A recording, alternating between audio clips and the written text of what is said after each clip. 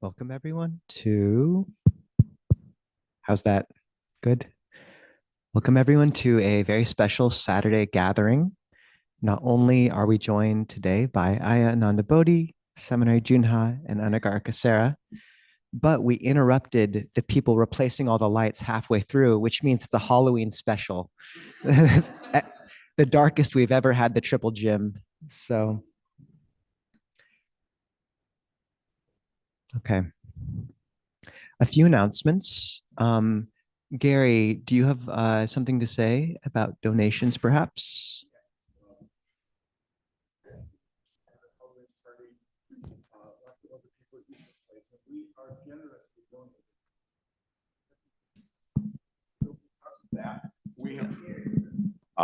Okay. We are generously donated this use of this space every week by the cathedral. And in gratitude to them, we have put out a box with the cathedral's name on it for St. Mark's. If anyone would like to show gratitude for this financially, that's a place we could do it. Thank you, Gary. That mic will need to go to Bonnie next. Bonnie has a good voice. Go for it, Bonnie.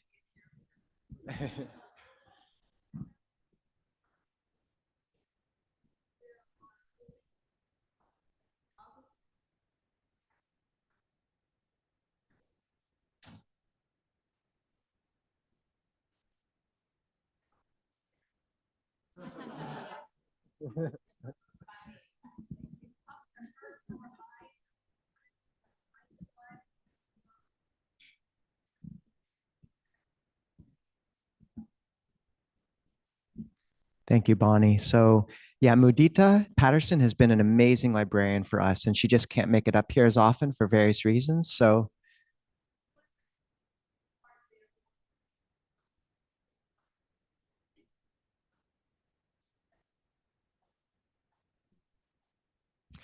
yeah, so a card in the back for Mudita. Please show our gratitude by signing that. And once again, if you're interested in taking on that librarian position, which is a really key position, talk to Bonnie.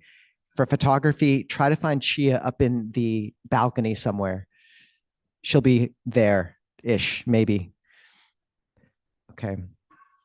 Additionally, for those who want to support Pārāyana Vihara, Ayya Ānandabodhī and Seminary Junha in Port Townsend, we have a donation box for them. I believe donations get made out to Saranoloka Foundation.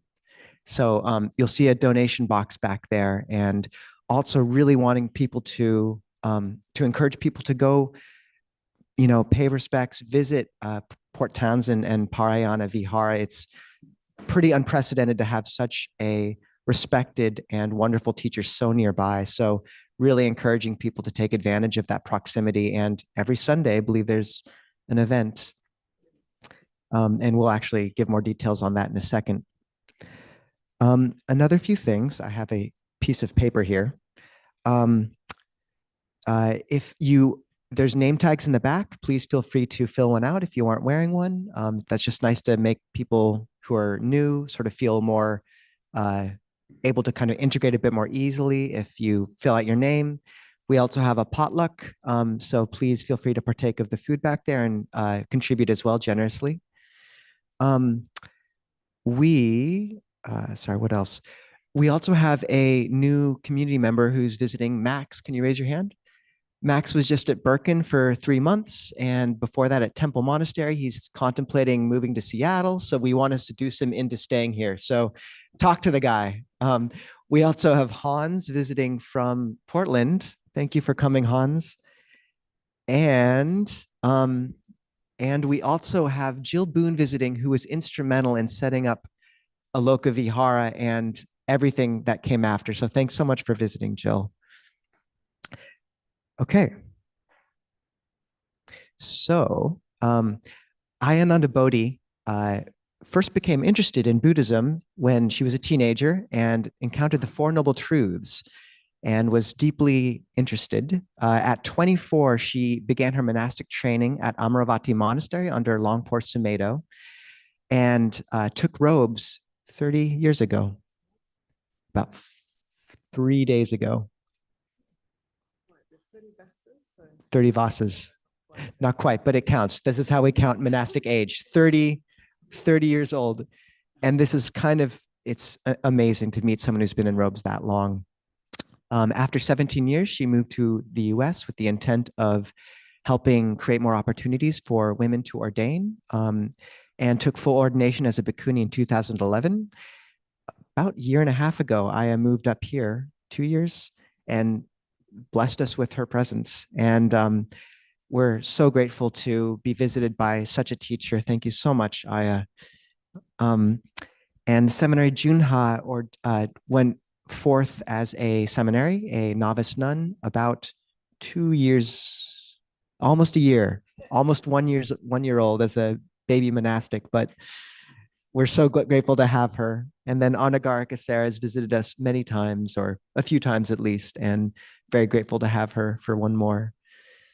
Would you like to fill in any other details on Pārāyana and the weekly offerings?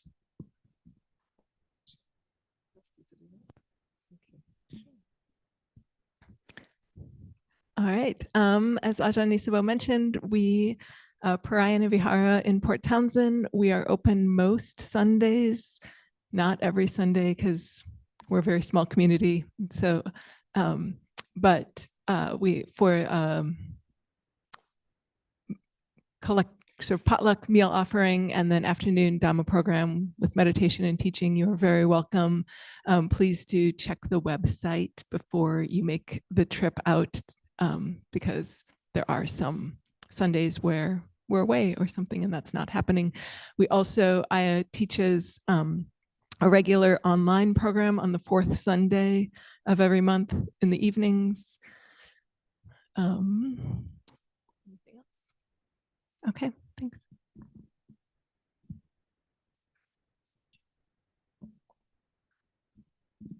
Okay, and seeing as it's election season, we're going to chant the Buddha's words on loving kindness.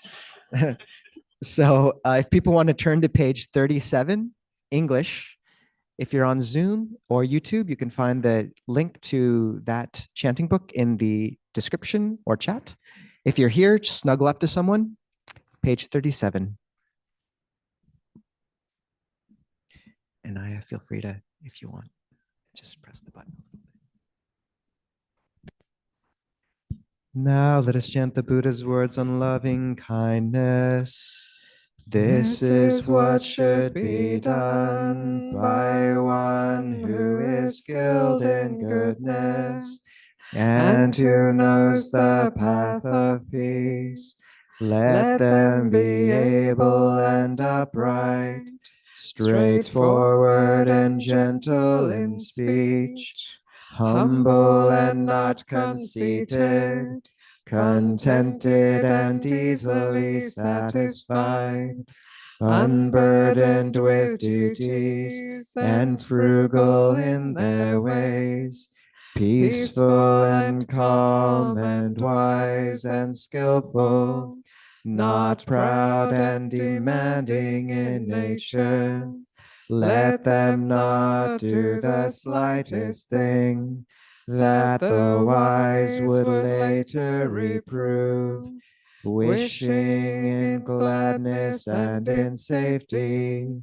May all beings be at ease, whatever living beings there may be, whether they are weak or strong, omitting none, the great or the mighty, medium, short, or small, the seen and the unseen, those living near and far away, those born and to be born. May all beings be at ease. Let none deceive another or despise any being in any state. Let none through anger or ill will wish harm upon another, even as a mother protects with her life her child, her only child, so with a boundless heart should one cherish all living beings, radiating kindness over the entire world, spreading upwards to the skies and downwards to the depths, outwards and unbounded, free from hatred and ill will, whether standing or walking, seated or lying down, free from drowsiness. One should sustain this recollection.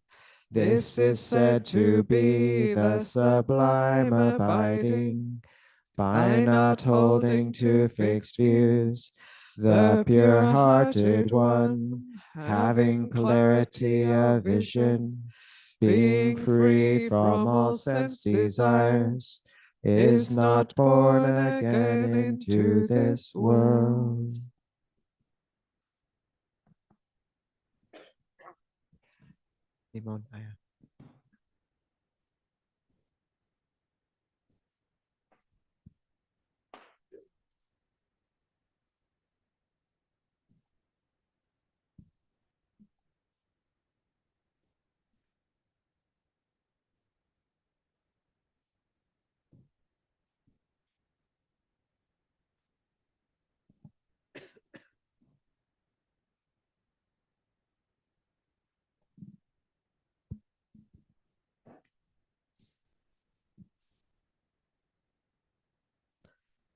So finding your posture for meditation. If you're sitting on a chair, it's really helpful to have your feet on the ground if you can, or on a cushion beneath your feet.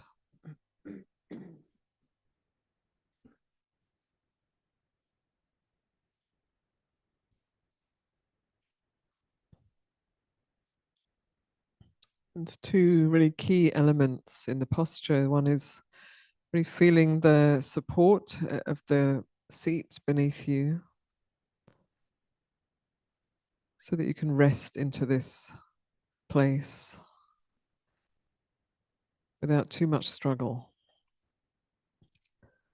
And the other is having a posture that supports your spine to naturally align.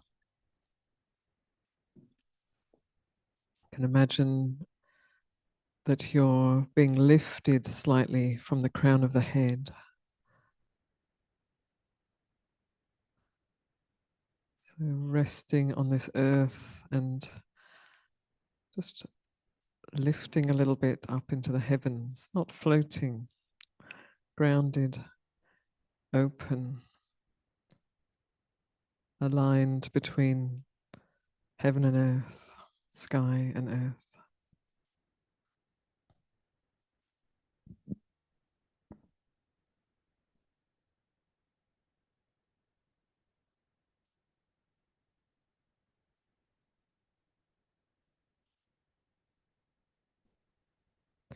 And bringing body and mind together. So your body is right here, right now, always. Always here, always now. And the mind can go all over the place. So you want to bring the mind together with the body together with the mind.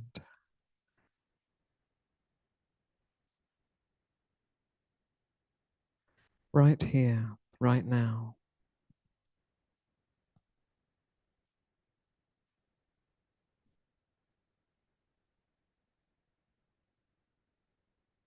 And the breath can be a helpful anchor for your attention, for mindfulness. Just being aware of the body breathing. So not trying to manipulate or control the breath.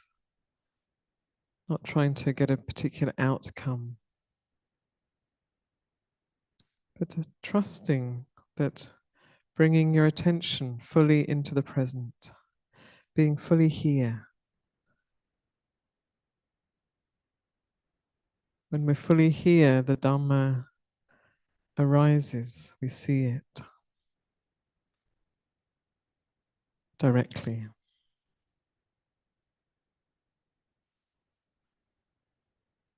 So taking your seat,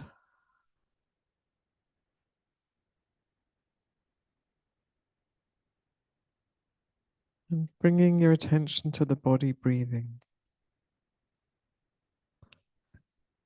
And you can bring that element, that quality of metta to the breath.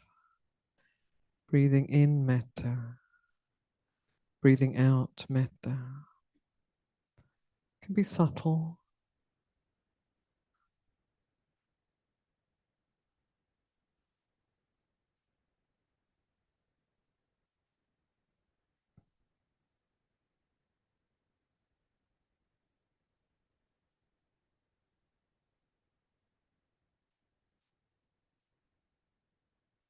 And the distractions may arise as we sit. Just recognize if the mind's pulled away into a sound or a feeling or a thought. But for this time, we're just going to be with the breath. Metta on the breath. Breathing in and breathing out.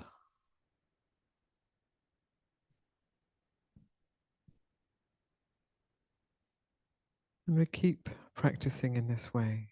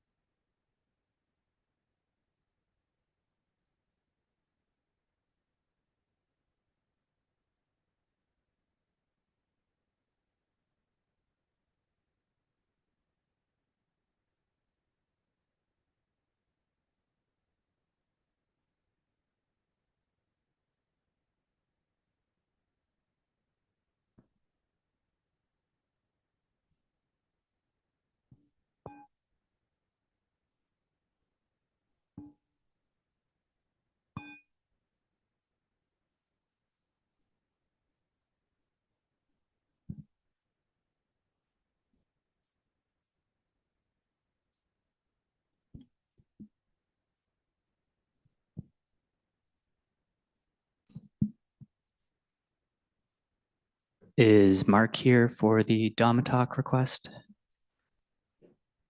Then I will do it momentarily. If other people wish to join, it's on page 124 of the chanting book.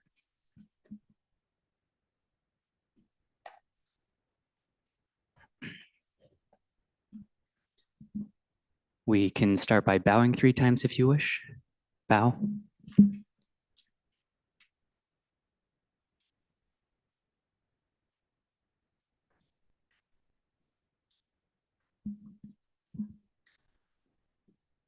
Brahma Chaloka Dipati Sahampati Katanjaliana Diwaram Maya Chata Santi Dasata Parajata Jatika Desetu Dhammang Anukam Bimang Bhajang.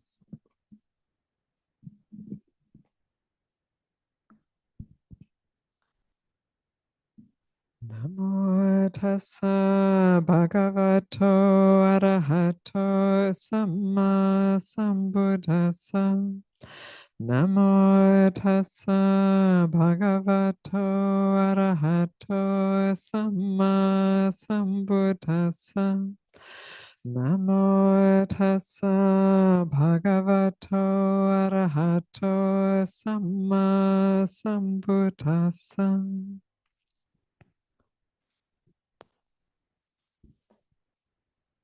So thank you for welcoming us here, me and us. Appreciate it very much.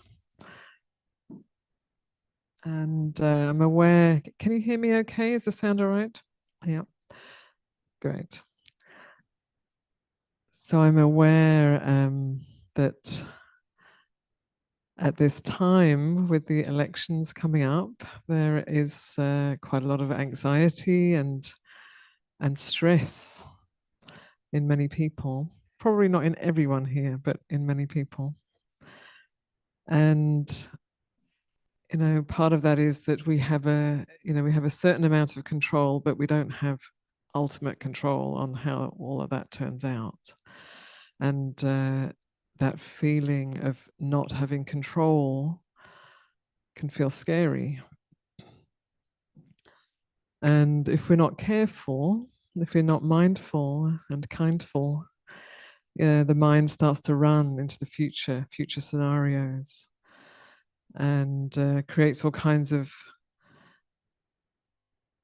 fantasies, scenarios, movies of what may happen.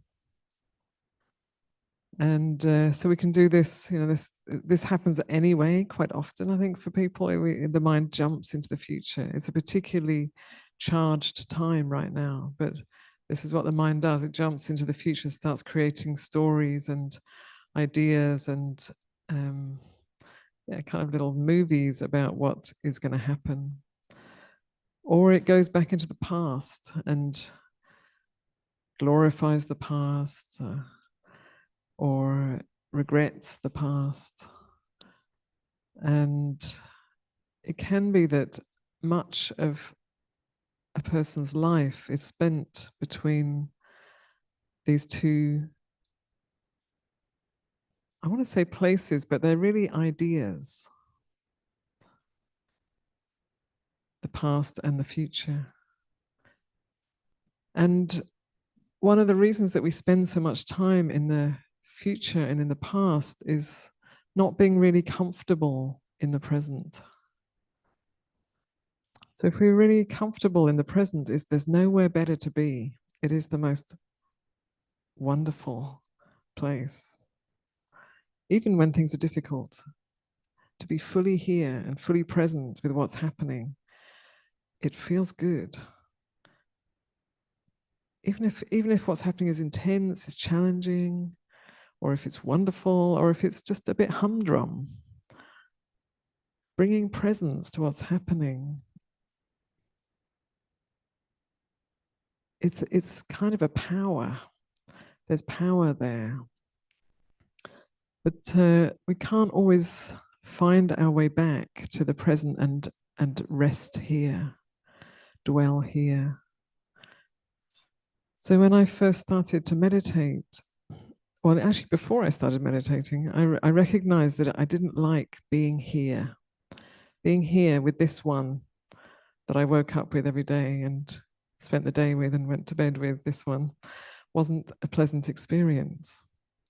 And I didn't really know why, but I knew I wanted to distract myself from that. So I had a lot of quite successful distractions. Not great, but successful, and for, temporarily. And then when I started to meditate, it became clear that in here, this place here was not a nice place to hang out, and needed some work doing, some renovations, some clearing out, trash, and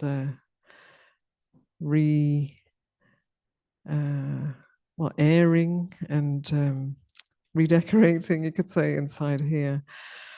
And so I was just reflecting on a vihara, actually. So we live at Pārāyana Vihara in Port Townsend, and Pārāyana means the way to the beyond. So that's pointing to the path to liberation. And Vihara is a dwelling place, a place where you live. And in a way, each of us has a Vihara here, what we call me and mine here. It's our Vihara. And so just to check in, how is it in here? What's it like to be here, to dwell here in your own body, mind? And is it easy? Is it a place you like to come back to? A place you like to hang out in? Or is it cluttered? Is it full of junk? Is it are there boxes of unopened regrets and fears in there? Is there space? Is there some fresh air blowing through? Or is it dense and a little dank inside? So just to check in with yourself. And whatever you find, it's all good, because none of it is solid and fixed. So before I started practicing, it was a very unpleasant place to be. I'd do anything other than be fully here with what I could, with the uncomfortable and sometimes painful experience of what I experienced as being alive. It was not easy, edgy. And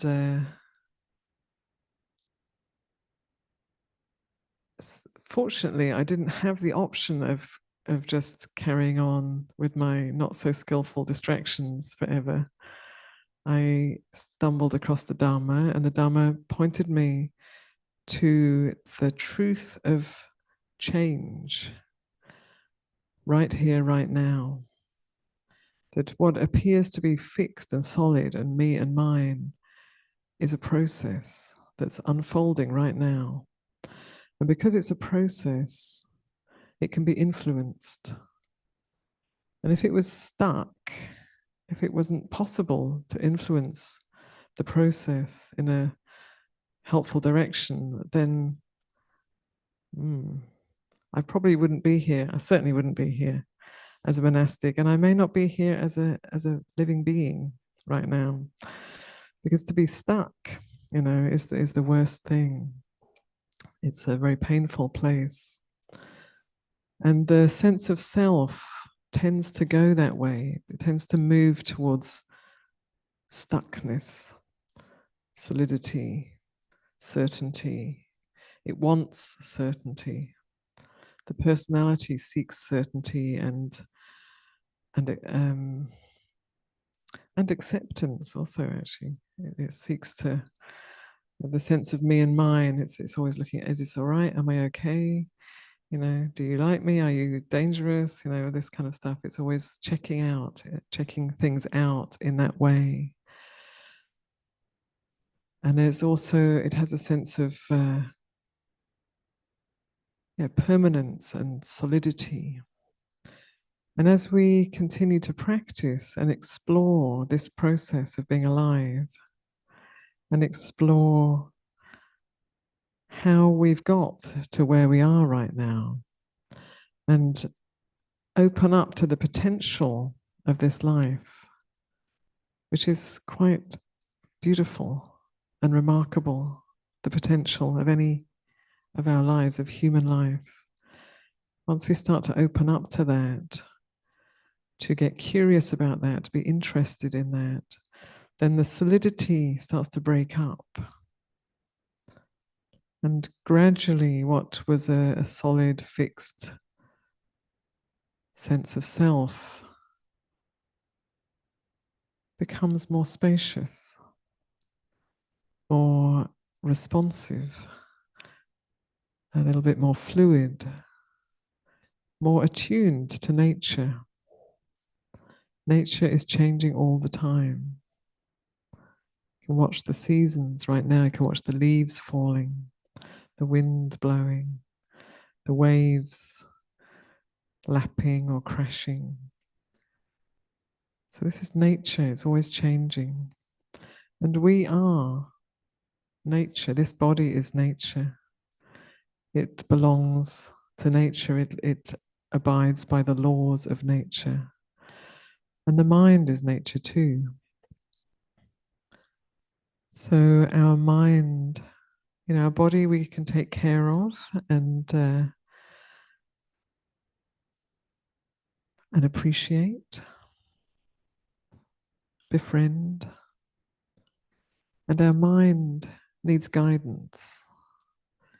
So the mind will easily go back into contraction, into fear, into doubt, into confusion, into trying to find some nice thing out there that's going to make it feel more complete, or into trying to get rid of anything that's uncomfortable. So the mind will do that. And it needs guidance. So when we guide our attention to come into the present, we see what needs to be attended to. We see if there's a lot of, we see if we're carrying a lot of regrets that need some care and letting go.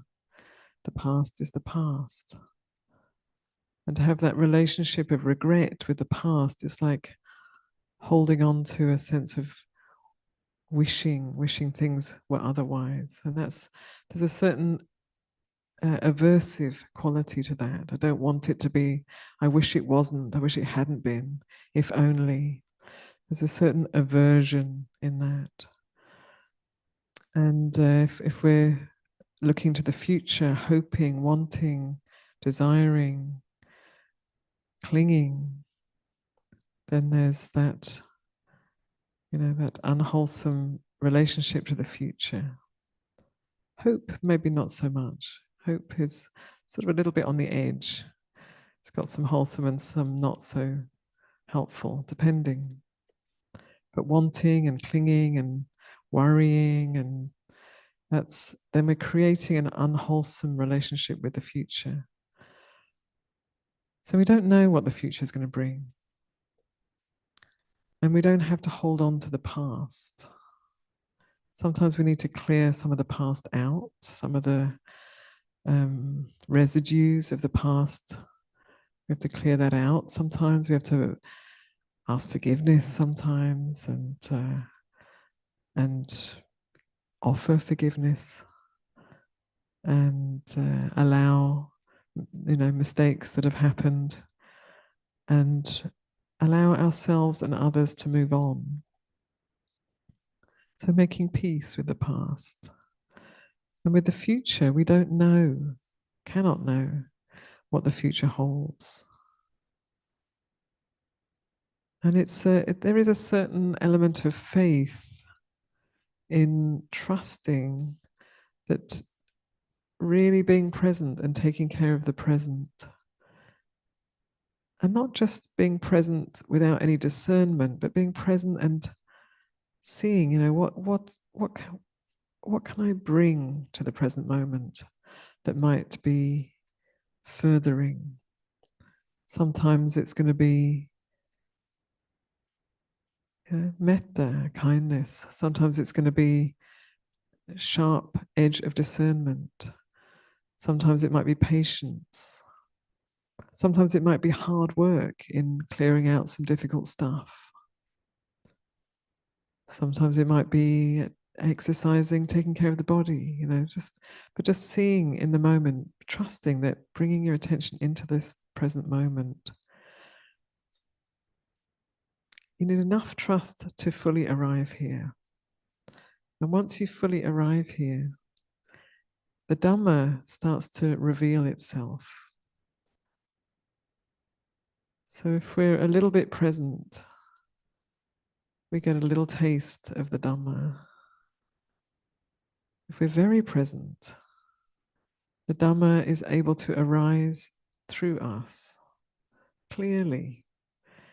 And often it will reveal a wisdom greater than our thoughts can come up with, greater than our imaginings. So in a way, we're getting out of the way. So the thoughts and the fears and the regrets are getting out of the way so that the truth of things can arise in us.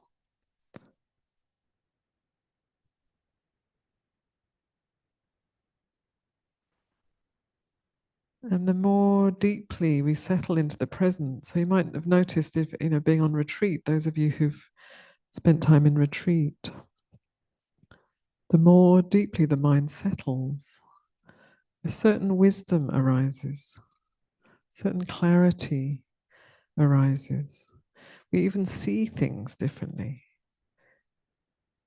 Physically, you look, what you see becomes brighter, clearer, more beautiful. So this is a natural result of bringing our attention fully into the present.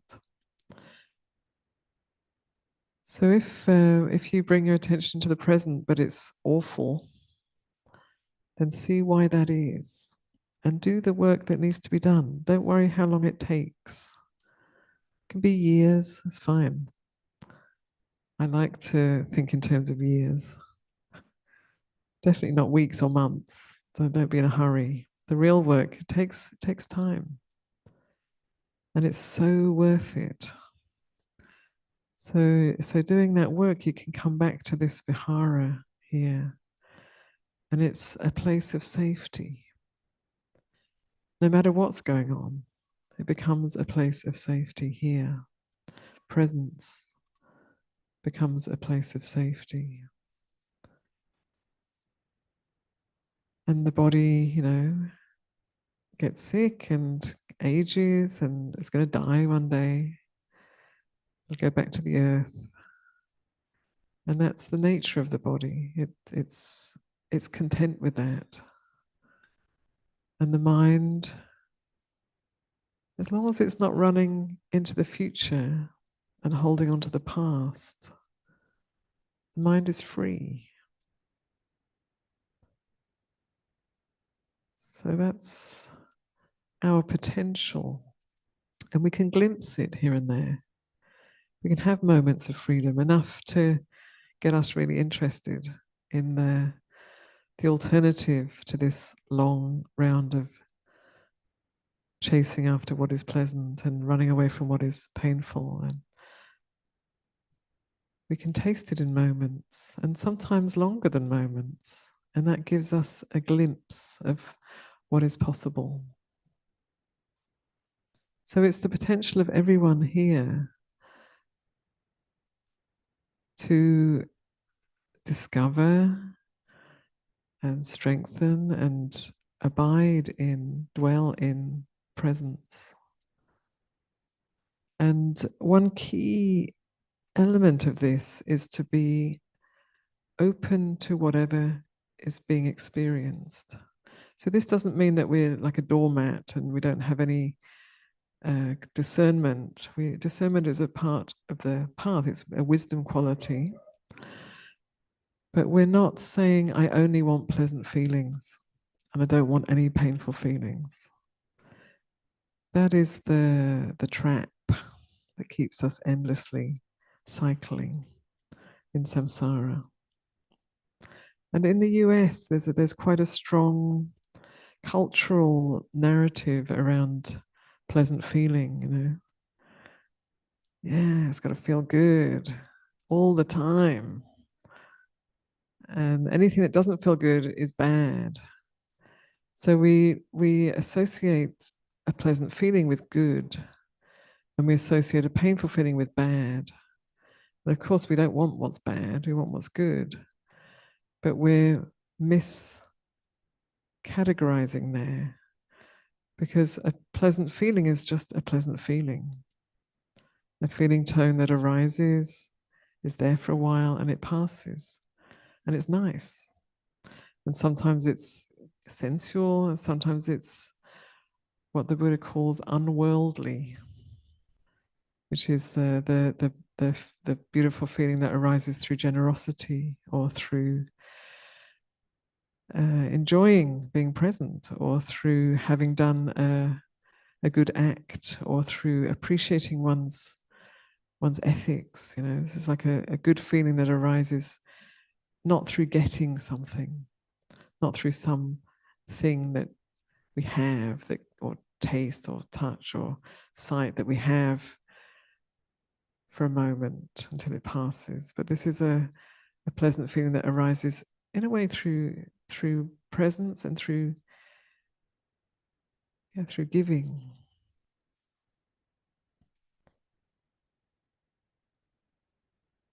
And painful feelings or uncomfortable feelings, you know, there's the physical uncomfortable feelings, which are kind of part of having a body. Can't really get away from that. They come and go, but they're not bad. They're actually telling us something. They're guiding us. They're warning us. Don't push too hard, or move, or change what you're doing. And they're not so painful feeling or uncomfortable feeling is also arises, is there for a while, and then it passes. So we don't have to be afraid of them. They are what they are, a part of life. And as we get more confident in opening to things as they are, we have more space. We have more freedom. We're not constantly pushed around by the movement of the world and of our minds. So we all have this potential to understand more deeply the way we get pushed around, pushed and pulled by the world, by the ever-changing world that never rests. You know, we invest so much in outcomes, but actually the world never rests. It's constantly changing. So finding this place of stability, of centeredness, sometimes stillness, right here, right now, in your body and mind, and taking care of that. Allowing a deeper wisdom to come through you.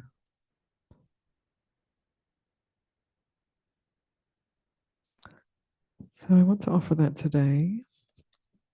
And I'd like to invite any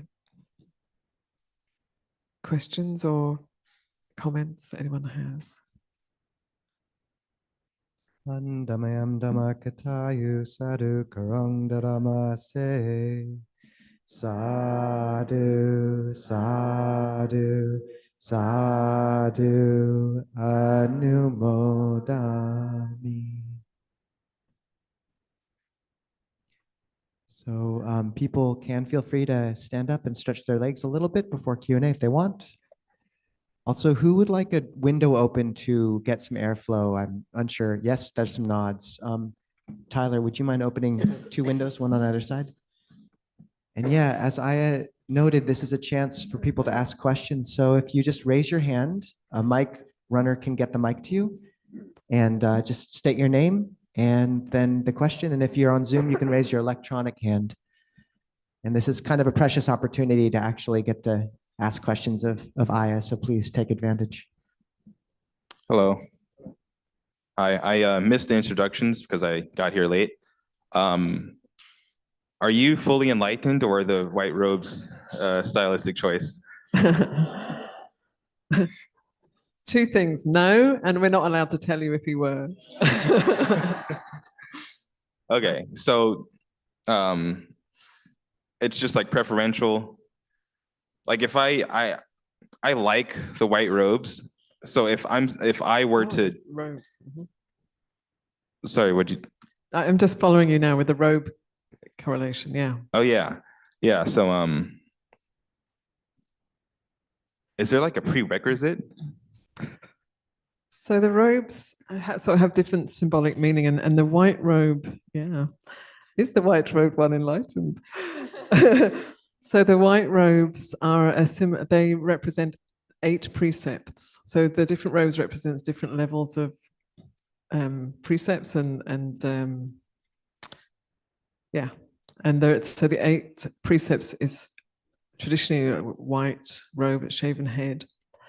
And that's in the West, it's actually in most Asian countries well, it depends, it's complicated. So it is an 8 precept form, and it's not necessarily a prerequisite for the next step, which is 10 precepts, which Samaneri Junha is. And then there's full ordination, which both Bhante and I have. So it's not, in many Buddhist countries, it's not a prerequisite, but it can be. And in the West, often it is, just because it's a bit of a leap to go from ordinary life straight into the robes, and giving up the use of money and being celibate and all of that stuff. So it's a sort of interim. Okay, thank you. If it's okay, I think I had another question. Can I just see if anyone else has a question first? Yes. Yeah, thanks. And I missed your name. My name's Ayya Ānandabodhī. My name's James. James, thanks, James. Can I contribute one thing? No, it's okay. It also makes you for the full year really mindful of eating, because you always spill on the white, and it's great training. Yeah.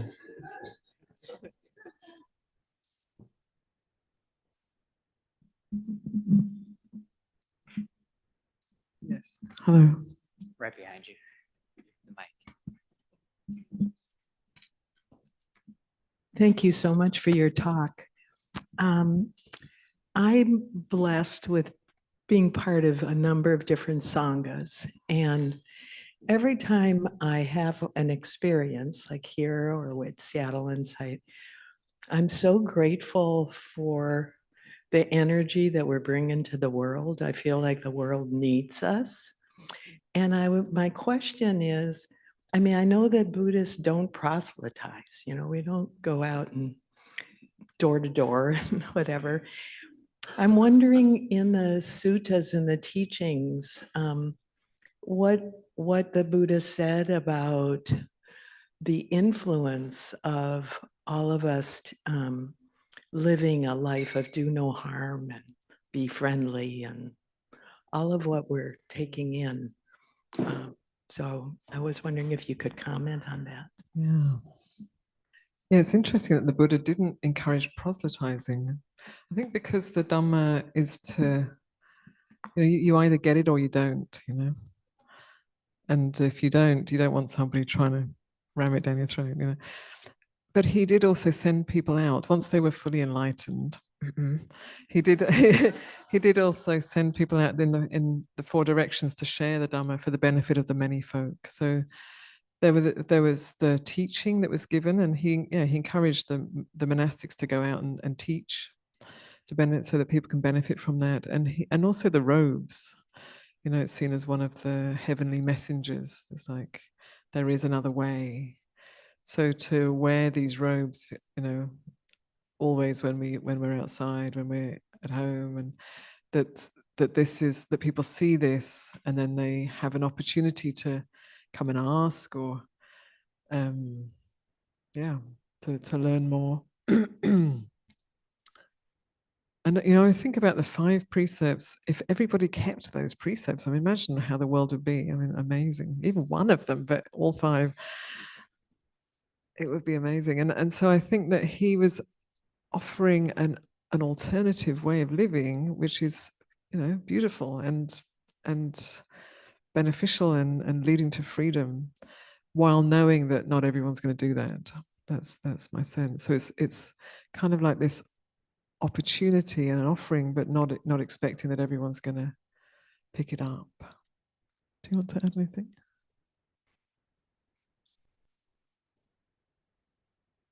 Hello, Zoomies.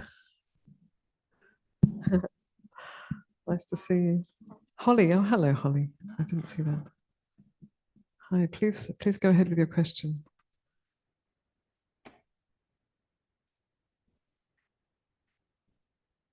Glenn, I think you're up ahead of me. Holly, did we turn on the speakers? So I can't, Yeah. hang on a sec. Oh, yeah, thank you, Holly. It doesn't matter. Shall I go, or would you like to go? Thank you. Okay. Thank you, Ayya and Ajahn. This is Glenn here. I'm sorry I couldn't make it in person, but I wanted to ask, so if you could expand some instruction on, like, when the material from the past is traumatic, and when the energies associated with it bring very, very deep, you know, threat to one's being, survival mechanisms kick in, the mind goes completely offline because it's remembering deeply threatening states that it was in the past, and not only maybe my past, but the past of my parents and intergenerationally. How can we work with that kindly and skillfully? Thank you, Glenn. Yeah.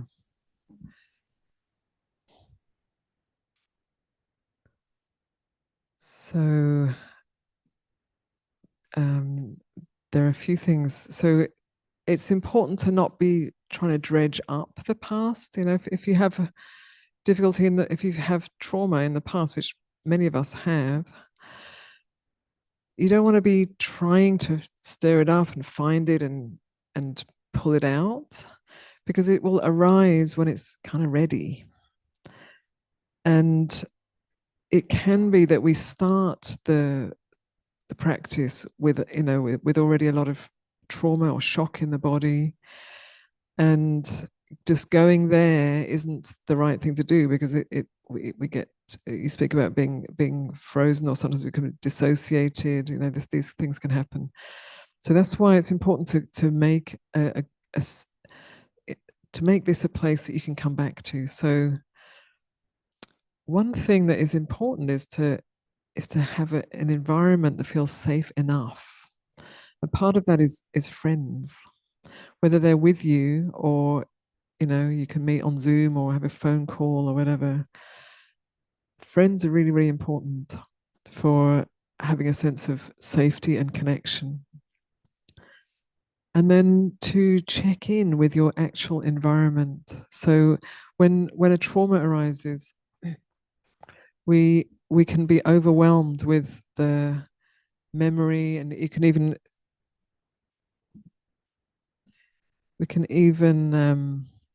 you know, smell smells from another time, or even experience ourselves being smaller if we're remembering a time that you know, when we were young, when we were smaller.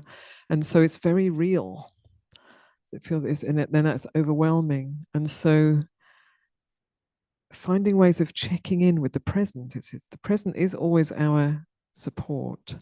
So even something like, there's the image of the Buddha touching the earth, and to literally sit in meditation with one hand touching the ground is helpful. So you're feeling the support of the ground beneath you. You're connected. You're not just in the mind and not just in the body racing, but there's a sense of connection. And it can be helpful to just have things like something that's scented, like a bit of essential oil or a leaf of something, of a herb that brings you back into the present here. And when you can be here, you might have to be here with difficult stuff, but you're here with it. You're not there with it. And that presence. So in my experience, I dissociated a lot for years, actually, before learning not to. And it was comfortable to do that. It felt safe and comfortable. But it actually became jarring for other people. Other people found it really disturbing that I would just disappear, pop, I'd be gone.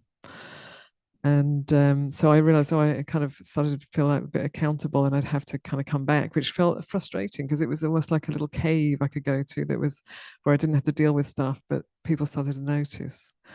So learning how to come back here, and when there's presence, even the most extreme things, when there's a strength of awareness, that's what I want to put it that way. So you need to strengthen awareness.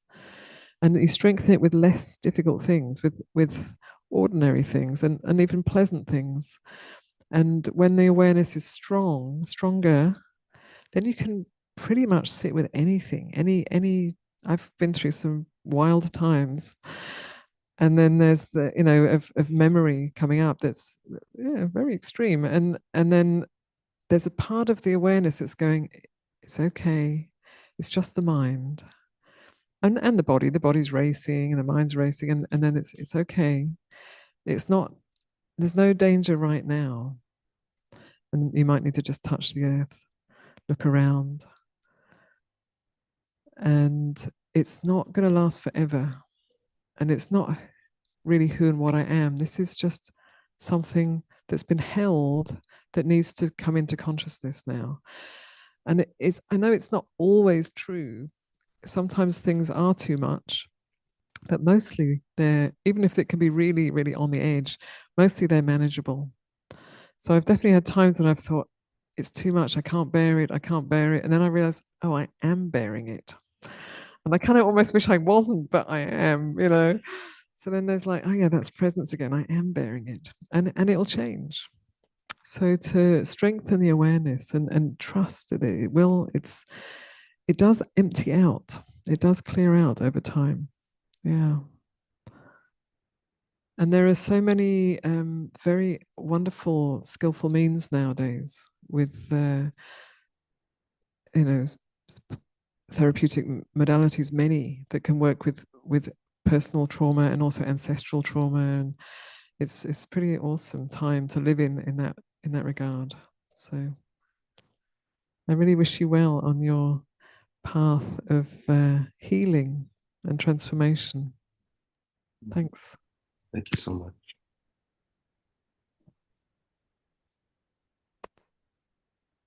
Holly, can we come back to you?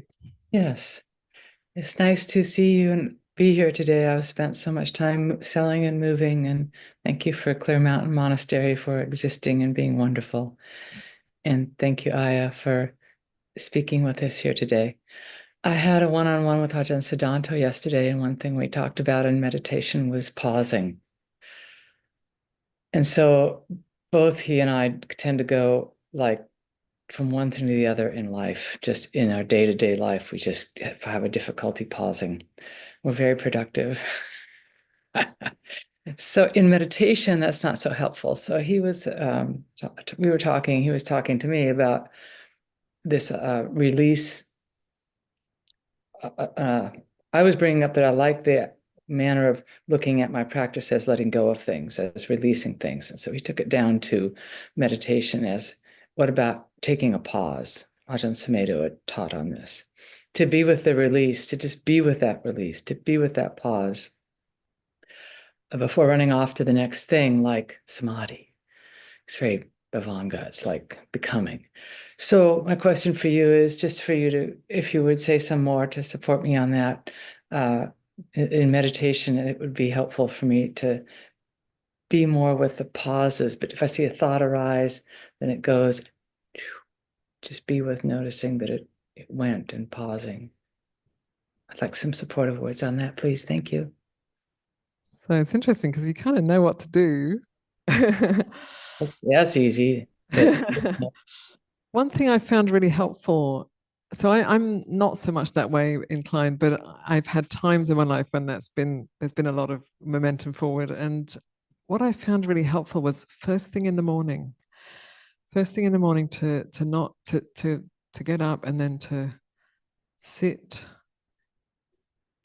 even 5 minutes, but longer is good, but to not go straight into the day, because that bhava energy, that becoming energy, it starts right away.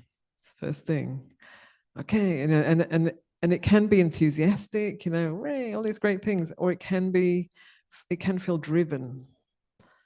So first thing when you get up,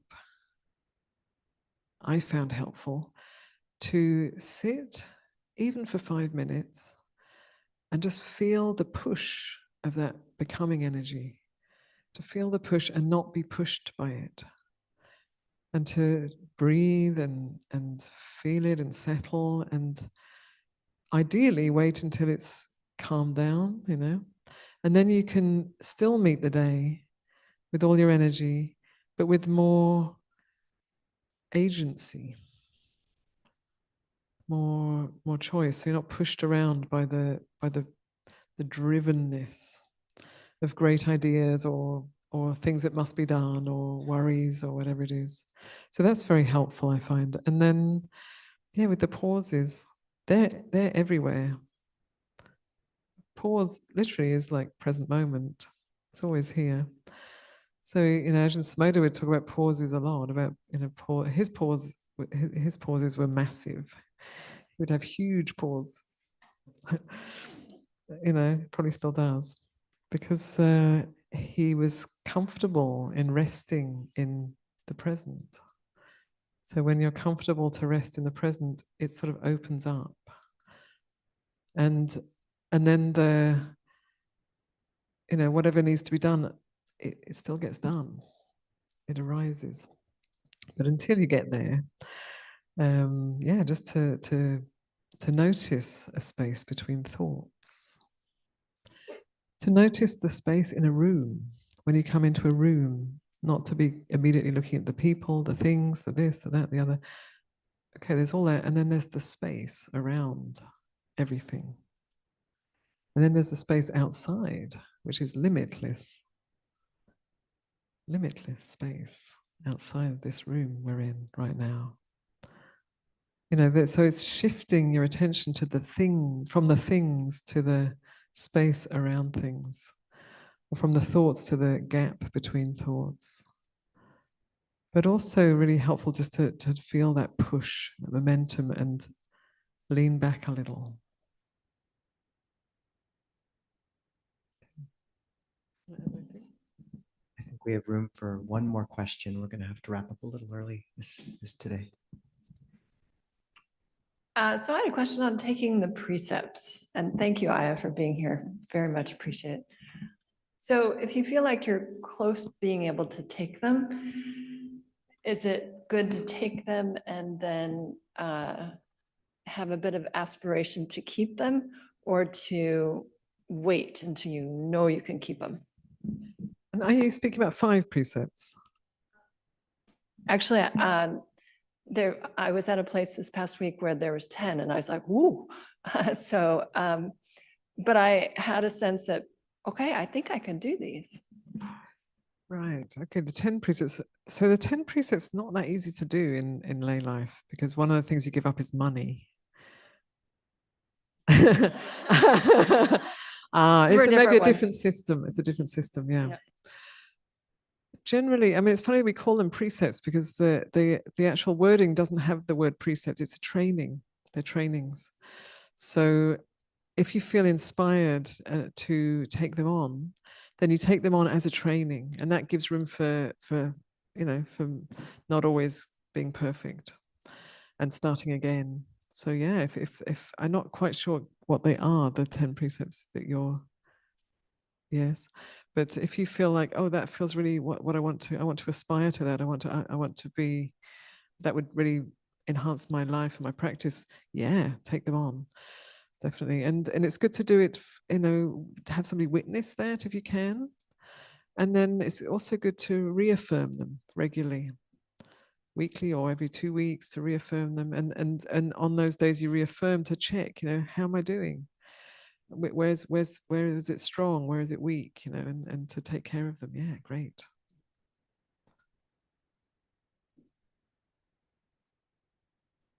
Thank you, Ayya. If we can get 3 big sadhus. Sadhu, sadhu, sadhu.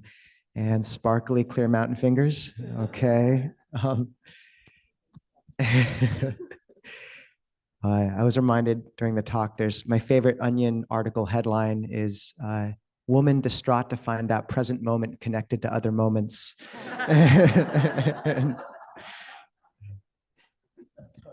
So we, as usual, will usually wrap up just by first doing a chanting request or the blessing braid. So if we could have the mic in the back, and this is just a web page under clearmountainmonastery.org where people enter the names of those they want to hold in their hearts. So if we could just bring those people, which Trenton will now read, into the space with us and dedicate the goodness cultivated today to them.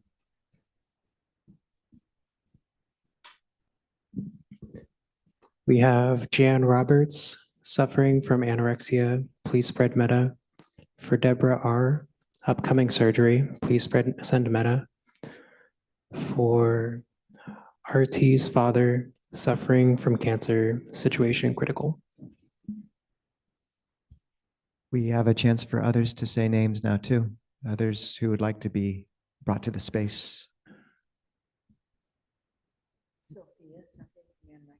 Sophia, suffering from anorexia. Rosalind, suffering from cancer. McKenna, metta. Serena and Lindsay, missing. Serena and Lindsay. Myra and Jen.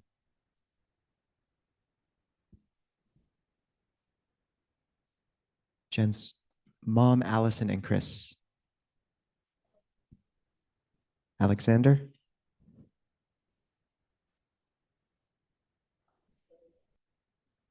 Colleen and Robin.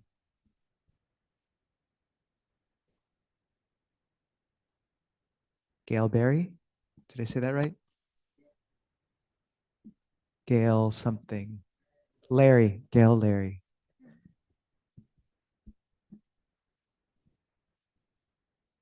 Okay, so if we can hold all those people in our hearts right now, and we'll just finish with a chant together.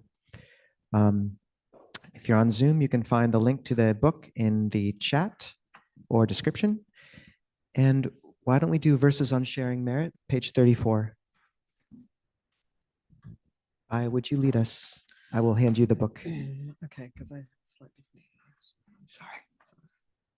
It's Pali in English. You want to do both? We could just do English. Yeah, we'll just do English. Oh, actually, I can do it. I don't know it. In fact, no worries. That's okay. I'm joining in. 34. So we'll just do the English.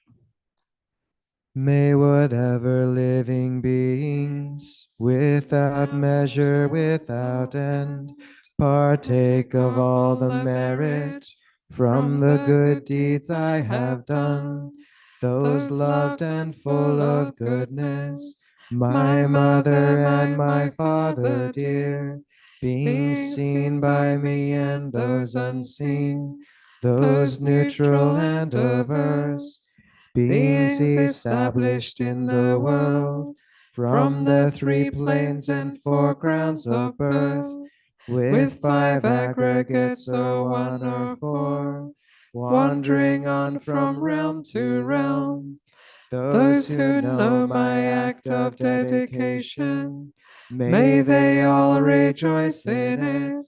And as for those yet unaware, may the Devas let them know, by rejoicing in my sharing, may all beings live at ease, in freedom from hostility. May their good wishes be fulfilled, and may they all reach safety. Sadhu, sadhu, sadhu. So we, as usual, will have, is this, okay. Once again, if you're interested in volunteering for a photographer, talk to Chia back there. Librarian, talk to Bonnie. There's a donation for Pārāyana in the back. Free books, please take some. A potluck for everyone. And it's a big deal to have a Bhikkhuni sister who's been in robes for 30 years. For those of you don't know, this is a kind of historic moment in a lot of ways. The Theravāda Bhikkhunī Order is just reviving in different countries.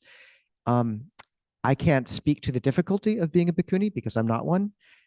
It's not easy, I think, at this beginning point of the journey, and yet it has been absolutely essential to have monastics like Ayya Ānandabodhī who've been willing to step into this uncertain landscape and set an example for those who come after and revive such an important lineage.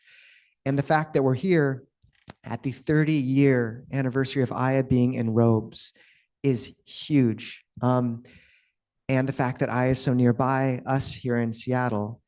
And so, okay, so we are rarely allowed to sing happy birthday, but we are now. So happy monastic birthday. If someone could lead that round, Mom. Happy monastic birthday to you. Happy monastic birthday to you. Monastic birthday.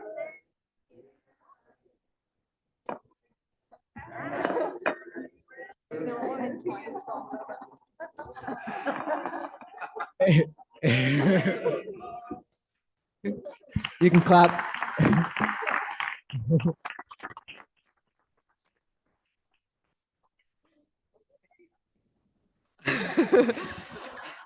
Thank you. Well, I didn't think 30 years ago when I went forth that I would be sitting here holding a rainbow unicorn in Seattle. So I want to make a wish with these 3 candles. Hold the unicorn for you while you, okay, we're good.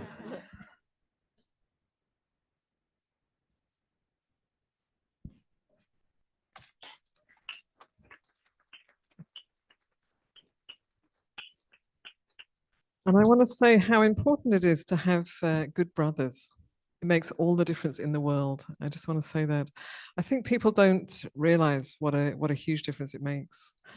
And I think one of the struggles for the Bhikkhuni Sangha over these years has been a lot of monks, bhikkhus haven't welcomed us or accepted us or acknowledged our existence. And this is around the world.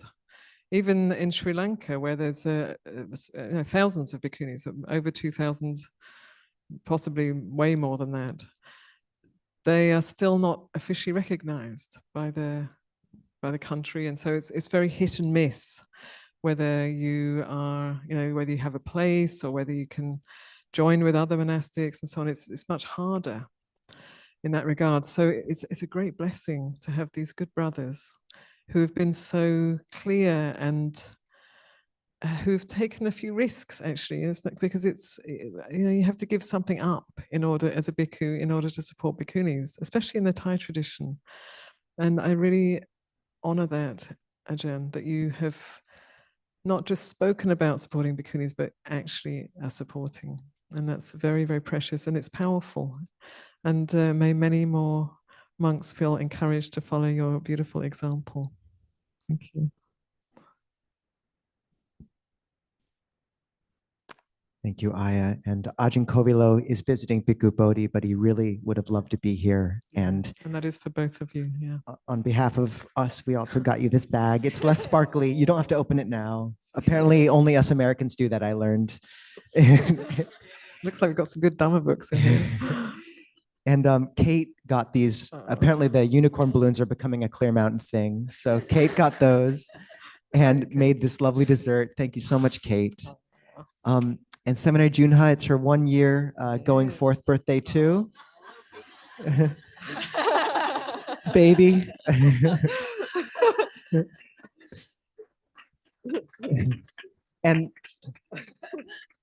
And we do recognize we usually try to wrap up at 11. So if people need to go, that's okay. But I wanted to open things up for about 6 or 7 more minutes. Those who want to just share what Ayya Ānandabodhī has meant to them, please raise your hand and we'll bring a mic over you and thoroughly embarrass her as she holds a unicorn balloon. Kim first.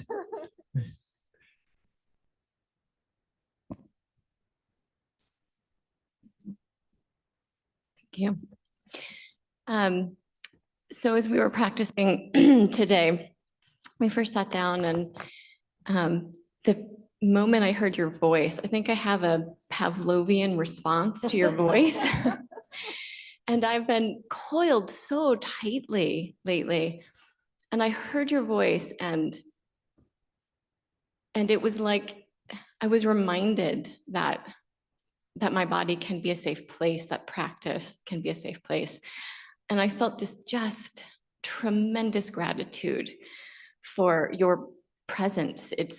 It's palpable. And I just could feel my own foundation again through your voice. So I feel so grateful that I came today and grateful that you showed up in the Pacific Northwest, because you are just a jewel. And I'm so grateful to have landed here and have access to your teaching and your presence and your recordings, and just thanks and thanks and thanks.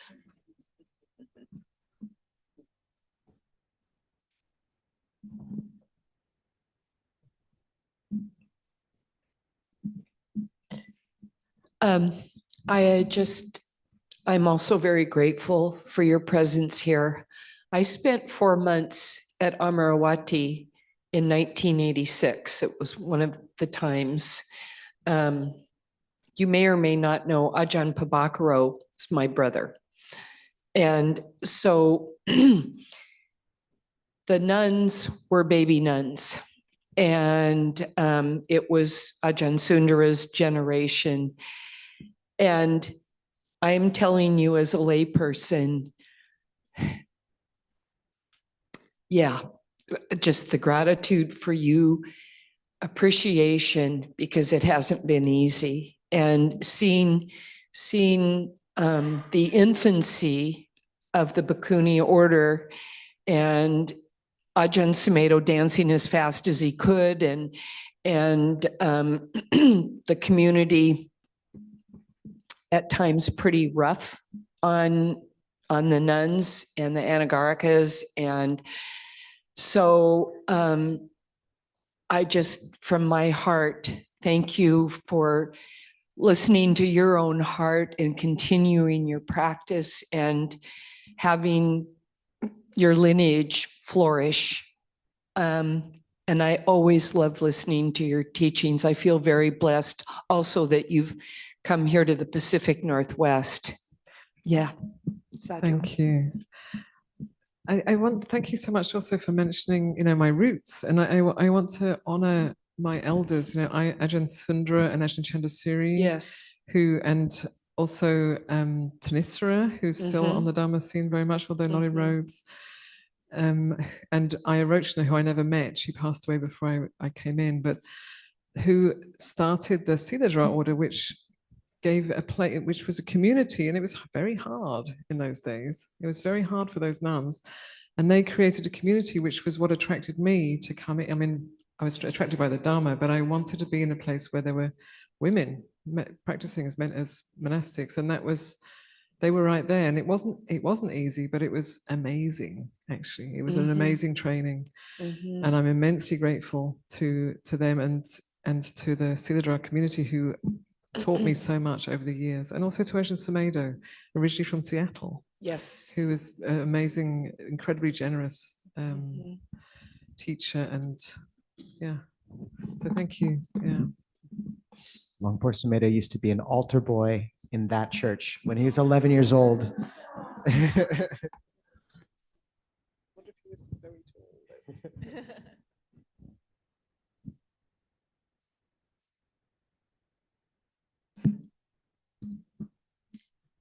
I just really want to tell you how much I appreciate, first of all, you being in the region and your embrace of what we might call our monks here, but also I'm constantly touched and amazed by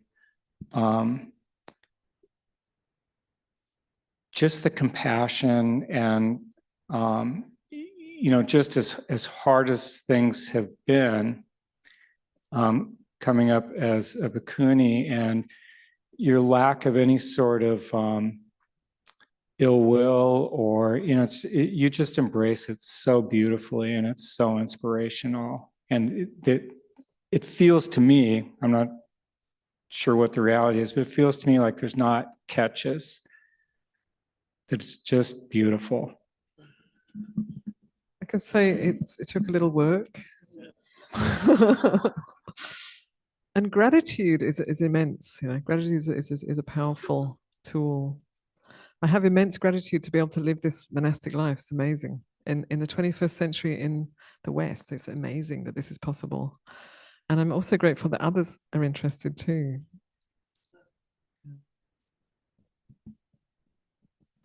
Hi, Ayya. It's Katie.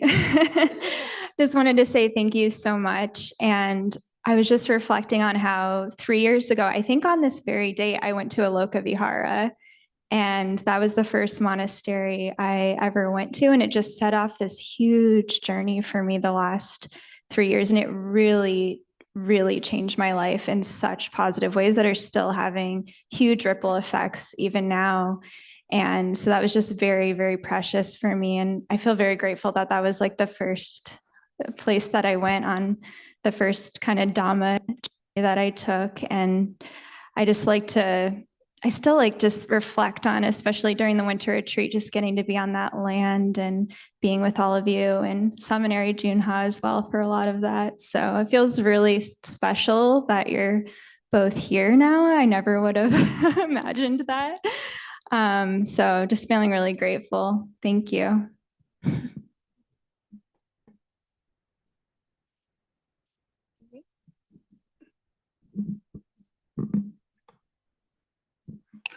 This is Gary.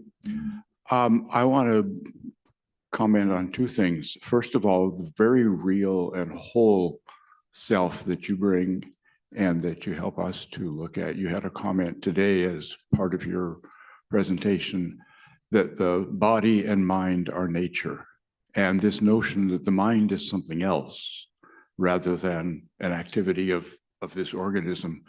The way you present, ever since the first time I met you, you present as a whole person that I really appreciate. Another piece that I appreciate, having spent all of high school among only boys, and then from there into the Navy in an era when it was all men that were around me, I know how unhealthy that environment can be.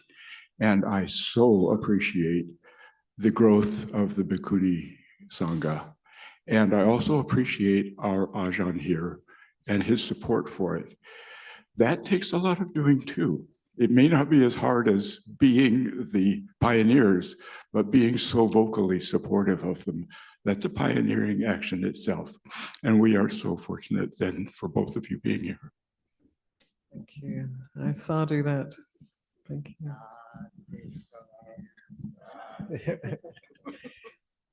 All right, we may have to wrap stuff up, and we'll do a full-hearted sadhu together for Ayya. Oh, okay. Sadhu, sadhu, sadhu. And one for Seminary Junha. Yep, sadhu, sadhu, sadhu. And once again, for those who don't know what that means, Ajahn Kobilo's Pali translation. Yeah, that was awesome. So, Ayya, we're so grateful. I can echo everything people said. And just whenever I enter your presence, there's a sense of weightlessness and in the most beautiful way of timelessness. And the fact that we got you to hold a unicorn balloon here for the last 10 minutes is a true moment for Clear Mountain. So great. So once again, I really hope people, Ayya's just an hour, 15 minutes, an hour and a half away from here. I mean, it's very rare that that is the case in the world. And I really encourage people to go visit. And Ayya, please come and visit us again soon.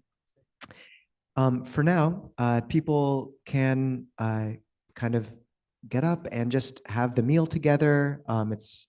Get some books. We encourage people, the first person you talk to, try to have it be someone you haven't spoken to before. I'll point out, especially again, Max here, we're trying to bring him in.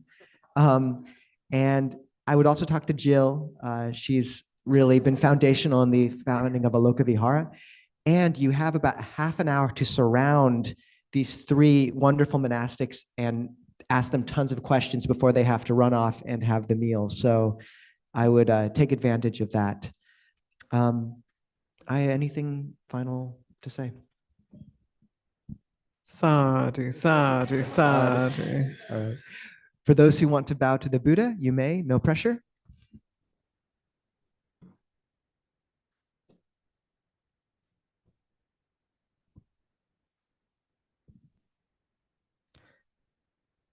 Araham Samma Sambuddho Bhagava Buddhang Bhagavantang Abhivade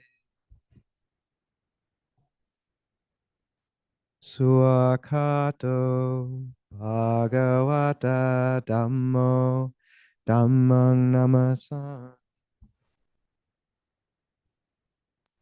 Supatipanno Bhagavato Sāvaka Sangho Sanghang Nam. Okay, and let's wave goodbye to our Zoom friends.